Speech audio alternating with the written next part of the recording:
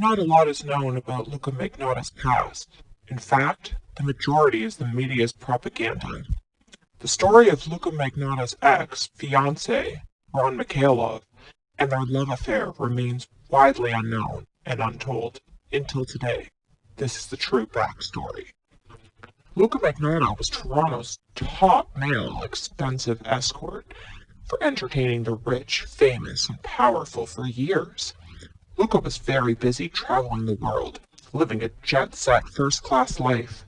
In 2008, Luka returned from New York City, where he was living, to once again work at his home city of Toronto. Luka was living at the Leaside Towers in his luxury penthouse. Ron Mikhailov, a young financier, was working in the financial trading buildings of Bay Street, very successful and ambitious. He was an extremely handsome Russian Israeli. He also enjoyed using the services of escorts and was very discreet about his bisexuality, which is not shameful. It's reality. Bisexuality was more taboo back then, but now it's 2020 and shouldn't be taboo any longer. Ron also worked alongside Andrea Lashivo Yorkin, Luka's aunt, who was mysteriously killed a few years later. One night, Luka received a call to meet a client at the luxury Toronto Sheraton Hotel. Luka almost didn't take the call since he was super busy. But that night, he was delighted to see a handsome young professional.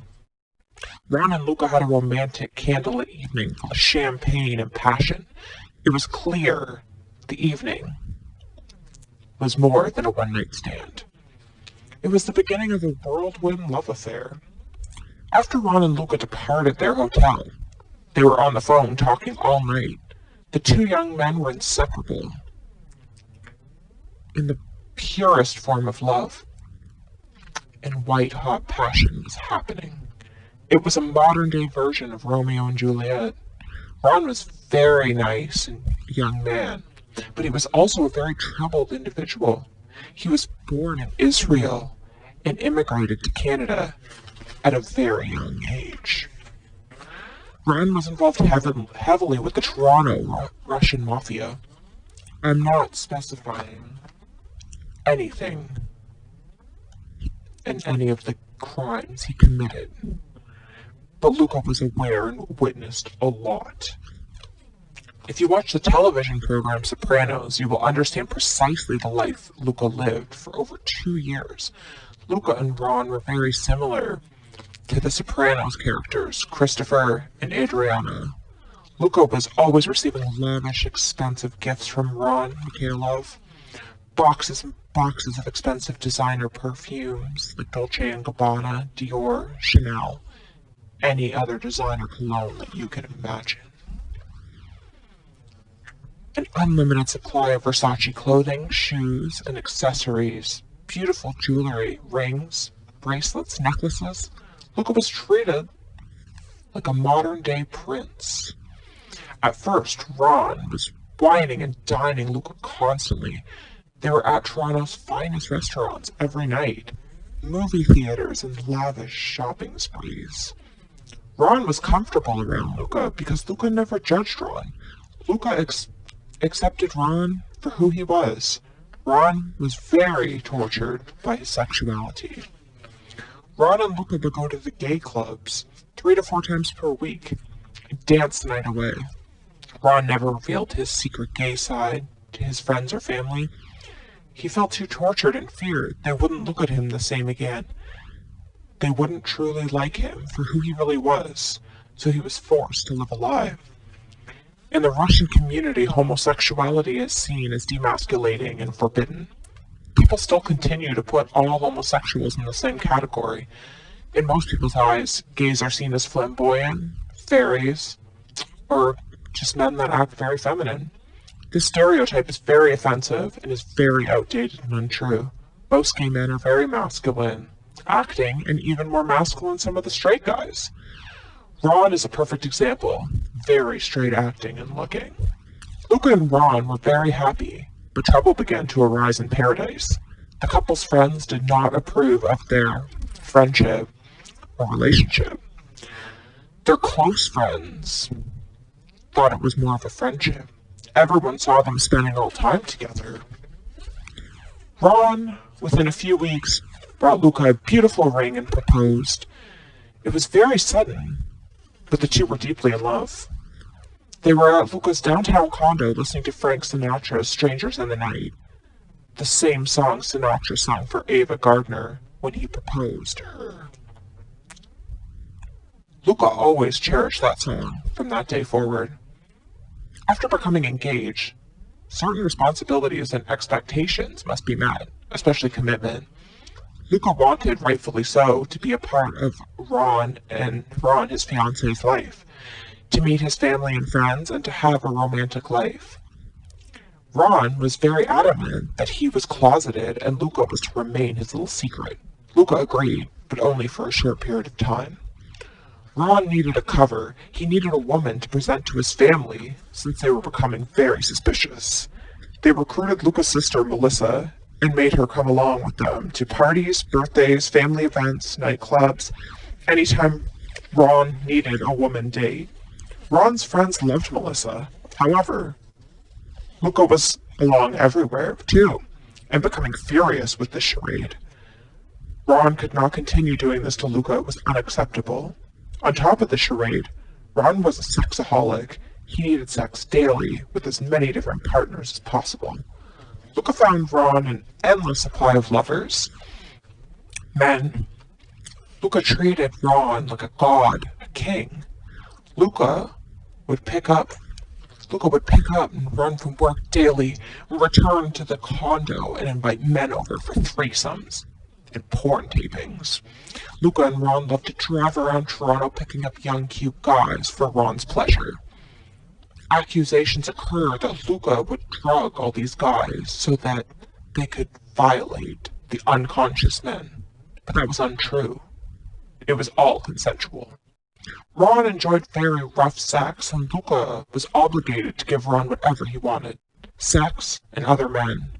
Ron and Luka did over half year, did a few thousand different men and a few women together too. Luka was completely okay with all this, except Luka had one condition. Luka needed Ron to disclose and be honest about any men Ron would be with. Ron promised to never go behind Luka's back. Of course, Ron lied pathologically and would cheat on Luka, even though there was no need. Luka gave him all the permission he wanted to have sex with other men. Luka would even have men ready as presents for Ron, nude and on the bed waiting for Ron after he returned from his financial trading job. Ron really wanted Luka's brother, but Luka was becoming very jealous that Ron was paying more attention to Luka's brother than he was to Luka. Ron was constantly in both bathhouses, sex parties, and clubs. Luka was wishing for a more normal life. Ron was kept on a tight leash by his family and not permitted to spend the night away from his domineering mother. Ron and his mother even shared the same bed. Luka had enough and gave Ron an ultimatum. Either include Luka in Ron's life and come out of the closet, or Luka would leave. Forever. It's either all or nothing. Luka went to Russia for a week, and when he returned, Ron reluctantly came out of the closet to his menacing sister, Rena, who was always bossing Ron around and controlling his life. Rena became infuriated, and she threatened Luka and warned him to stay away from Ron forever. Luka laughed. Ron was a grown man, and they were engaged. Fuck her. The Russian mafia began following Luka, vandalizing Luka's SUV, and threatening notes appeared. The useless, worthless police did nothing. The relationship turned toxic, and dark clouds began to arise.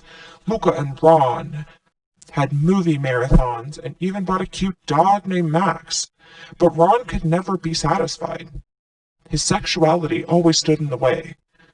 Luka rented an apartment in northern Toronto, a place to bring clients, but also a secret meeting place for him and Ron to be closer. Ron's friends began to be more and more suspicious. Luka was getting more and more involved with the Toronto Russian mafia and the underworld of the city. It was getting very dangerous. Luka's manager, John McKellar, became involved, and so did Luka's ex, Nader. Luka's friends outed Ron without Luka's knowledge.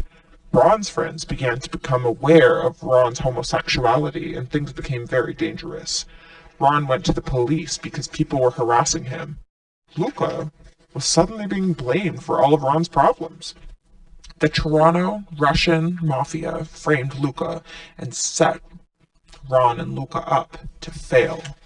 They wanted to ruin the engagement and stop the marriage. Luka was constantly being threatened and harassed, so he moved frequently. Luka lived at the Leaside Towers, 95 Thorncliffe, Bruce MacArthur's old building, and also at the Four Seasons luxury hotel. He was quickly found by the mafia and threatened and attacked. Either Luka needed to leave town or he would be killed. The mafia made it clear. Ron's family and friends, as well as Luka's, made it impossible for their relationship to succeed.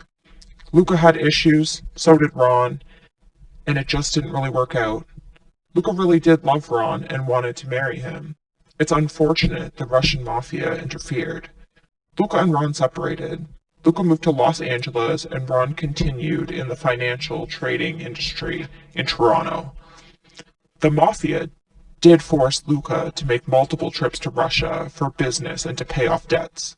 Luka completed all of his obligations, so these mafias, and he could just sever ties. This podcast, let me make clear, is not to bring down anyone. It is the truth, and people are entitled to freedom of speech. This untold story needed to be told. The mafia lied atrociously about Luka, and his image was ruined. Everything you'll hear about Luka is 90% false, news, and propaganda. Luka was an extremely successful male model and escort, traveling all over to 40 different countries, and he made a very lucrative career. Luka's life was very similar to Sharon Stone's in the film Casino. Luxury, class, and glamour. A lot of Ron's friends and associates were liars, jealous, and intolerant. They stopped at nothing to force Ron into a lifestyle that they wanted. They wanted Ron to be a heterosexual relationship. They wanted Ron to be with who they thought he should be.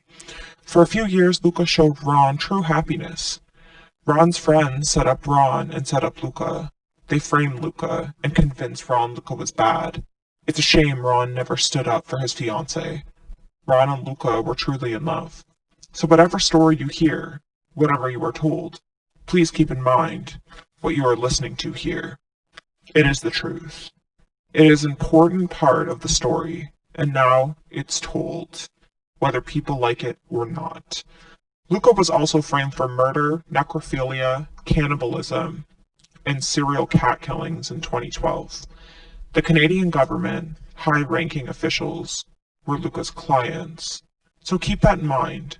Luka was involved in things against his will. This concludes this podcast. Now you know how the Russian mafia framed Luka Magnotta. Freedom of speech.